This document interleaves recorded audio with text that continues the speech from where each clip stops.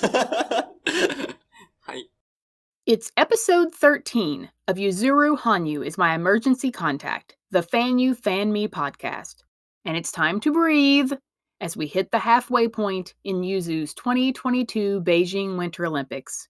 Though after the airport arrival anticipation and the unlucky but beautiful short program, I'm sure I'm not the only one who feels like we are way past the halfway point and that the Olympics have already been underway for approximately 4 months.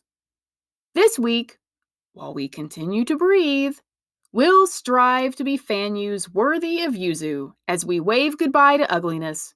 Because even though we Fanyus aren't used to looking at ugly, we all know it's out there.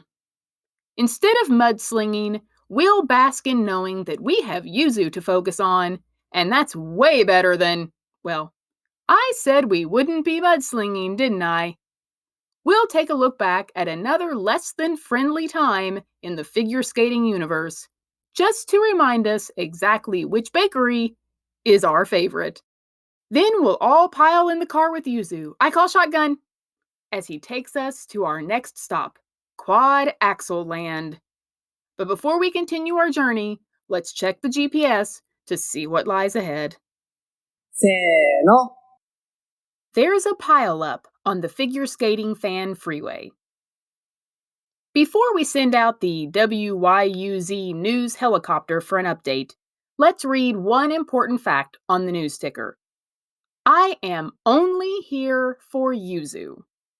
I don't really pay attention to the overarching figure skating universe. Basically, I just know that there are 3 letters which should not be put together in order to oversee a sport fairly. But that's another series of its own. I follow non-Yuzu figure skating 0%. I also try to take the high road and stay off the figure skating fan freeway as the tolls are way too high. But it seems like some kind of battle royale is going on across the way. Occasionally, someone will come over and fire a Nerf dart into the innocent bystanders and yell, "Hey, we've got a fan fight going on over here in that part of town you try to avoid." Sigh. So here we are. Aware that something ugly is going on thanks to the occasional "things are cray-cray over there" Twitter posts, but still trying to pretend that we're all above this. Yuzu is not a Fanyu. Well, he might be masquerading, see what I did there, as one, but I think it's a pretty safe bet that he's not lurking on social media for the purpose of bullying or throwing hate at other skaters or their fans. While I love interacting with Fanyus all around the world, and clearly am proud to call myself a Fanyu, despite how much some people might try to drag that term through the royale mud, I'm a fan of Yuzuru Hanyu. And he is where my focus lies, breathes, and curls up in dark corners with certain ice show performances. The hashtag Yuzuru Hanyu Twitter feed tends to be a pretty peaceful, safe place for Yuzu love gushing. We're there for a reason, to love Yuzu. Most of us are perfectly happy staying in our hashtag lane. But recently, it feels like a car of angry fans swerved into oncoming traffic. We're heading east, you're heading west, now suddenly you're coming at us head on. It's just reckless for everyone. What I don't understand is why anyone wants to waste time fighting when we have Yuzuru Hanyu to focus on. For those of you with other preferences, insert name of your fantasy figure skater here. Trying to keep things bluebird. You'll get that joke later. Wouldn't it be more fun to focus on the skater you love and the other fans who feel the same as you? Don't go into the bakery you hate and just stand in the middle of it complaining about how much you hate it. Go buy a dozen donuts at the bakery you love and enjoy stuffing your face with your fellow fans. It's not as if there aren't enough YouTube videos, photo galleries, Redbubble items, shameless plug, or Instagram accounts to keep us busy. And aren't they way more fun and fulfilling to look at than redacted tweets and cryptic hate illusions? I sure think so. Since I haven't been busy dragging my catapult to the battlefield, I've been spending my time productively by watching one of the 7.8 billion interviews Yuzu did immediately following his epic win in Pyeongchang. During one interview, the one that starts with Yuzu confirming that he does in fact think he's kakui, you know the one. They show a gymnasium full of fans in Sendai watching Seimei, the Olympic performance that a few other people have watched a few, 20 million, times on YouTube. They interview a couple of these fans who are, rightfully so, completely overcome with emotion at Yuzu's victory. While talking to one particularly moved fan, they show Yuzu's reaction to her joyful sobs of Yuzu overwhelm. Despite not knowing this person, I would assume, the look on Yuzu's face is so caring, kind, and genuine, and all I could think is how lucky we are to have such a human to be a fan of. He's not looking at her that way because she flung hate at the opposition. He's looking at her that way because her I love Yuzu heart is on her sleeve, lap, and the shoes of the person sitting beside her. Be a Fanyu who deserves to have Yuzu look at you with that expression on his face. It's obvious there isn't a vicious bone in Yuzu's body. Witty? Yes. Clever? Always. Sharp? Absolutely. Hateful? Never. He just wants people to be happy. He wants them to be paid attention to. He wants them to be applauded for. He wants them to be respected. He wants them to be able to get their skate guards on without falling over. There was a brief Yuzu interlude when it looked as though while these cars from various fandoms were piling up on the figure skating fan freeway, Yuzu had gone out and done something really extreme. Bought a bird. And all the Keep the Peace Fanyus rejoiced. It looked as though Yuzu had thought to himself, what can I possibly do to distract them? I know! I'll go buy something that will blow up social media and stimulate the economy. My fans will drown out the hate with pictures of the bird, links to the cafe, and drawings of me with a bluebird on my shoulder. Because what Fanyu's heart didn't melt at the thought of Yuzu buying a little clip-on bluebird in his beloved hometown of Sendai? It would have been a genius move of world peace. I mean, was I a little skeptical that Yuzu had thrown on a baseball cap and gone out for a little bird shopping during a pandemic? Well, yeah. But it was a glorious few hours of suspended belief to imagine that our favorite social media lurker had commented without commenting about something happening on Twitter by buying a blue bird. If you don't get it, just look at the Twitter icon while repeating blue bird over and over. You'll come around eventually, or at least your friends will have some laughs. It would have been one of the most incredible moments in the history of pacifism. But then what color bird would he buy when hate blows up on Instagram? I feared the fans would have ended up turning Yuzu's room into an aviary by the time all was said and done. Itekimasu, Oka-san. Tori okaimasu. People being mean again. That last part is mostly subtext. Believe me, when that Nerf dart flies into my yard and alerts me that someone is being mean to Yuzu, I want to join the Fanyu swarm of killer kawaii bees to protect him. But it comes down to this. The figure skaters we follow are people. Better yet, the people we follow are figure skaters. Humans first. They're doing hard things during hard times. We're all doing hard things during hard times. And as difficult as it is to believe sometimes, the fans are all humans too. I'm sure undeserved ugly things were said. I'm sure probably deserved ugly things were said too. But the point is to rise above the ugly, and there is no one better at not being ugly than Yuzu. Simply said, we don't have to be friends, but we do have to be decent. So you go do your thing, and we'll go do our thing, which happens to be much better than your thing, and we'll all be fine. 完成です。 I'm sure I'm not the only Fanyu who feels they have become the Hanyu helpline for all their non-Fanyu friends ever since that first unlucky jump. So Fanyus, let's play a little game. You get 1 point, regardless of GOE, for each time you have been asked one of the following questions in the past 24 hours. Does he get to skate in the next round? Can't he get a do-over? Why won't anyone sit with him in the kiss and cry? And my personal favorite, What happened to Yuzu? You get a bonus 10 points if this is asked with a look of heart-wrenching sympathy. If it was asked with an underlying tone of, I prefer certain other figure skater, so deep down I'm actually happy, then it's like the judge's scoring. The points don't count. Oh, and get rid of that friend. My response to that question has been, did you listen to Yuzu explain what happened to Yuzu? But deep down, what I really want to say is, don't you mean, what are we lucky didn't happen to Yuzu? As betrayed as I feel by the ice for treating Yuzu in this way, at least he wasn't hurt. So maybe the ice really did its best to protect our, and its, beloved Yuzu to the best of its ability.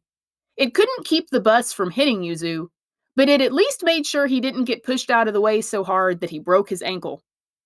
Though I may keep drinking beverages lukewarm for the next few days, you can only ask me to be so magnanimous. But if we feel like we've been getting asked a lot of questions lately, what must it be like for Yuzu? That's what this next post is all about. So keep your hands, arms, and legs inside the vehicle as we head to Quad Axel Land, and please hold all questions until the end of the trip.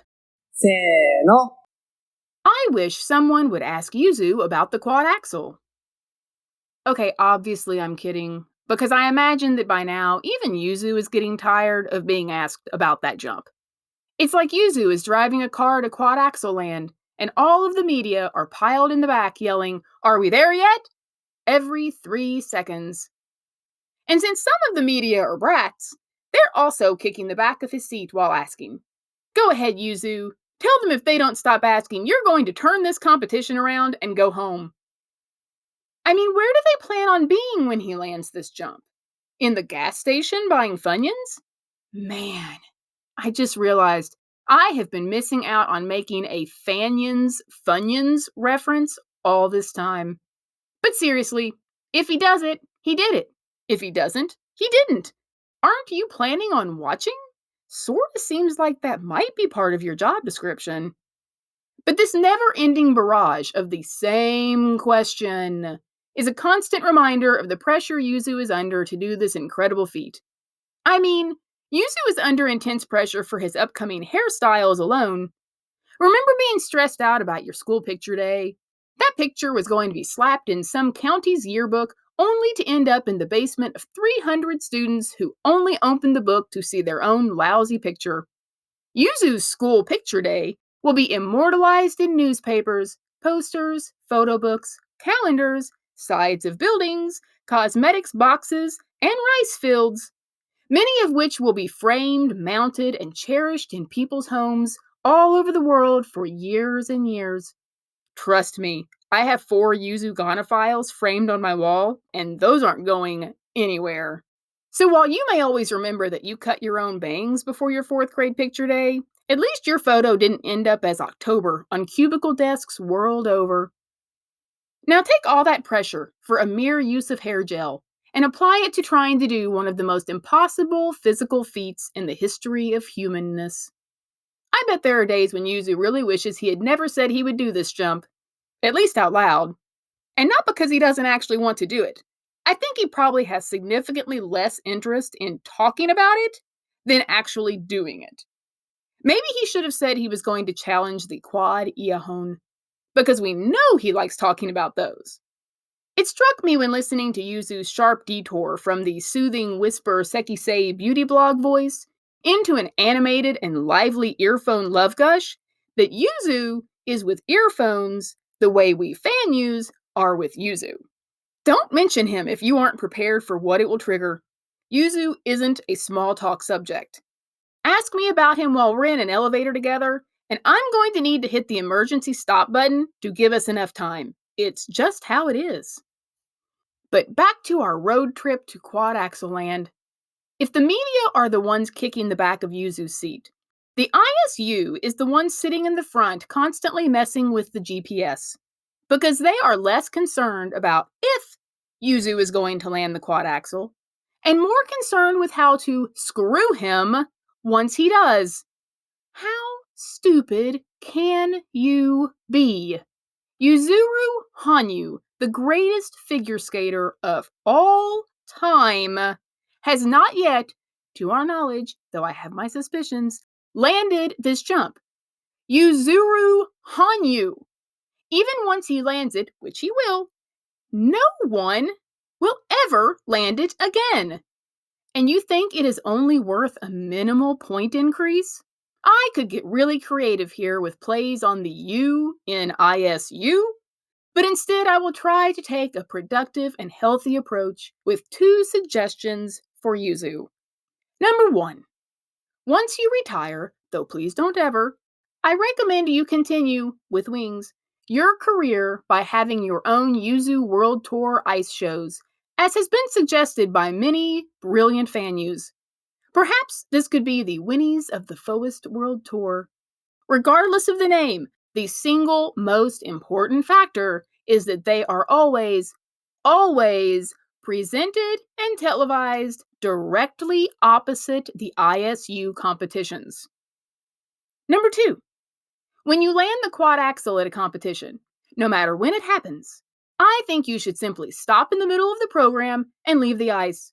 Just grab Husan and leave the arena. I don't need a score. Peace out.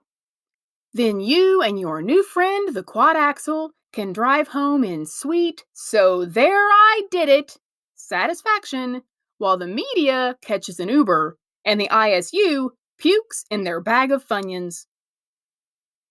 Last December, as we were in the thick of the Japan Nationals, I think many of us Fanyus skated.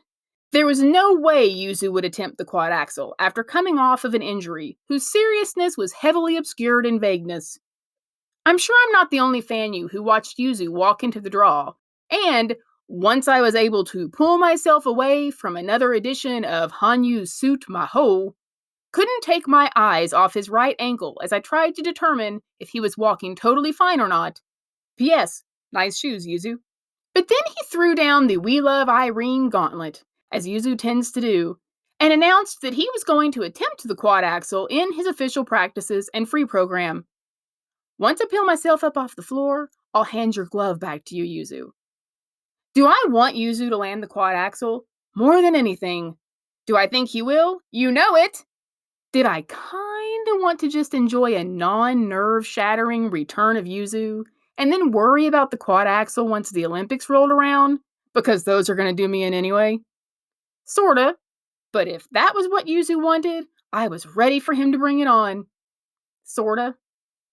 I loved one of the Fanyu theories, that Yuzu announced his intentions in his interview to warn the Fanyus that it was coming. Perhaps it's because he remembers what happened the last time he started throwing down quad axel attempts in an official practice. All the Fanyus watched in horror as if their beloved puppy had wandered out into rush hour traffic. Or even worse, Toronto rush hour traffic, because dang, that madness rivals LA and New York City in an epic way. Every single one of us wanted to run out onto the rink and scoop him up before something really awful happened. So thank you, Yuzu, for having at least given us the warning that it was time to hold on to our hats, or, in the case of Shuzo-san, our folding chairs. 完成です。If you manage to have any free time amidst the Olympics social media avalanche, check out what's on FanyuFanme's mind on Twitter, Facebook, Instagram, Redbubble, YouTube, or FanyuFanme.com. Because just like most of the rest of the Fanyus, I am finding I have plenty of things to say, and sometimes I'm brave enough to say them. I can't wait to see what new moments get added to Yuzu's legacy, and our Twitter feeds. Despite all the expectations that surround Yuzu at these games, we know the true gems come in the glimmers of the unexpected, even the unlucky ones. But Yuzu once said in an interview, however long the night, the dawn will break, right? We're here waiting with you for the dawn to break, Yuzu, and it will. Now go land that quad axel and then come eat donuts with us. Until next time, say it with me, Yuzuru Hanyu. The FanyuFanme podcast is a Back to the Forest production. back to the fullest. You know, just kidding.